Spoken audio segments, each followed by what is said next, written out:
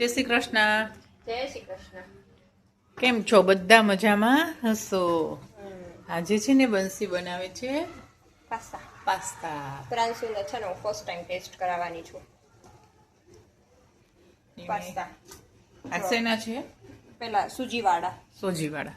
અને છે ને વ્હાઈટ સોસ બનાવ્યો છે મેં, પણ વ્હાઈટ સોસ બનાવ્યો ને બધા મેંદો નાખે. મેં છે ને ઘઉંનો લોટ નાખીને બનાવ્યો. જો આ રહ્યો ઘઉંનો લોટ. જો ઘઉંનો લોટ નાખ્યો હોય ને એટલે છે ને આવો કલર થઈ જાય. નકર બહારનો લઈએ ને તો એકદમ વ્હાઈટ રહે. અને આ રેડ સોસ બનાવે છે. હું બનાવવાની છું પિંક સોસ પાસ્તા. અને આ બધું વેજીટેબલ છે ને સોતે કરી નાખ્યું છે. મસ્ત છે ને વેજીટેબલ. આખી રેસીપી જોઈ તો પ્રાંશુની પેલી ચેનલ છે ને, પ્રાંશુ બલ્લાણીમાં જોઈ આવજો. હા, જોઈને જોઈ આવજો. નિરાતે જોજો. હા, નિરાતે આની આખી રેસીપી જોઈને તો એટલે બાળકોને ખવડાવાય એવું છે. આ ઘઉંનું જ છે, આ સોજીનું છે, રવાનું. એટલે બધા વેજીટેબલ્સ બી જાય. હા, એટલે આય ખાય. અને હું બટર ને ચીઝ યુઝ કરું તો અમૂલનું જ યુઝ કરું છું. હા, ક્યારેક ઘરનું. અગર ઘરનું હોય તો હાલે. બાકી આ લસણ રાખ્યું છે.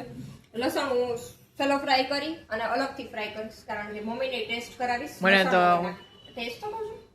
લસણ એટલે તમારે હાટું અલગ નહીં પડે. આમાં સોસમાં પહેલા લસણ આવે. મેં ક્યારેય કર્યા જ નથી. હું કરાવીશ. ચાલો મેડા. હા, જય શ્રી કૃષ્ણ. જો હું દાણા સાફ કરું છું અને આ એમાંથી ને કોલેટી કરું છું. કોલેટી દાણાની આ મોટા છે, નાના નાના વીણી લીધા. હવે થોડાક છે કરવાના, તો એ કરી લો. ચાલો, જય શ્રી કૃષ્ણ બધાને.